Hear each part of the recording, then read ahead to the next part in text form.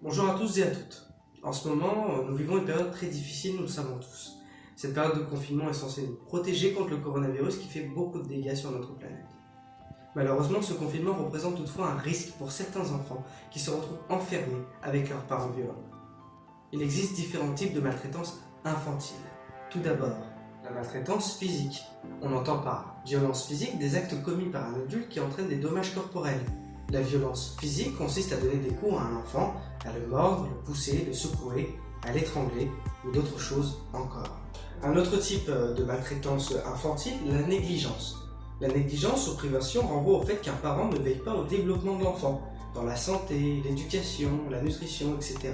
Cela comprend également une protection et une sécurité insuffisante pour le développement et les besoins affectifs de l'enfant. Il existe aussi la maltraitance sexuelle. La violence sexuelle comprend les actes que commet un adulte sur la personne d'un enfant pour en retirer un plaisir sexuel.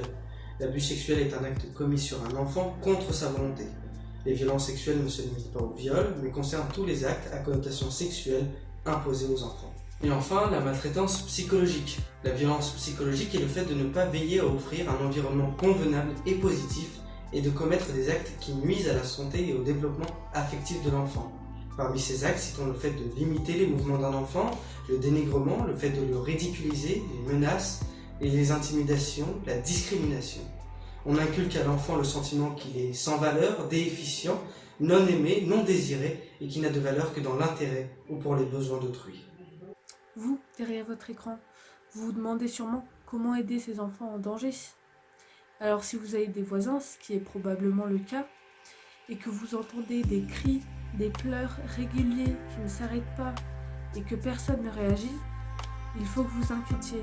Allez voir votre voisin, allez lui demander ce qui ne va pas, et s'il est ivre, s'il est énervé, s'il ne souhaite pas vous répondre, vous pouvez appeler le 119 qui est le numéro de l'enfance en danger, ou le 17, le numéro de la police, si la situation a l'air urgente. Ensuite, si vous êtes parent, instituteur, professeur, il faut que vous en parliez aux enfants que vous côtoyez, leur dire que ces violences existent et que s'ils ont un copain, une copine qui a des bleus sur le corps, qui n'a pas envie de rentrer chez lui le soir, il faut qu'il aille voir un adulte responsable pour qu'il puisse l'aider. Voilà, donc chacun peut aider comme il est. Les enfants peuvent aider, les adultes aussi, les professeurs aussi, tout le monde. Donc réagissez si quelque chose se passe dans votre entourage.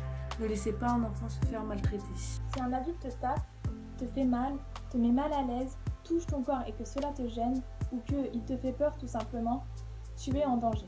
Il faudra appeler le 119. Si tu vois ou si tu entends un autre enfant en danger, il faudra aussi appeler le 119. En fait, le 119, c'est un numéro disponible 24/24, 7 jours sur 7 et qui est gratuit. Si tu ne peux pas appeler ou téléphoner, il faut en parler à une personne de confiance ou tout simplement à un adulte. Cela peut être ton ami, un voisin. Tu peux aussi appeler ou envoyer un mail à un de tes professeurs par mail ou encore par un message pronote. Il faut sortir du silence, tu n'es pas seul et tu as le droit. En France, plus de 50 000 enfants et adolescents par an sont victimes de violences physiques, psychologiques et sexuelles. Depuis le début du confinement, ils doivent cohabiter 24 heures sur 24 et 7 jours sur 7 avec ces personnes qui les maltraitent.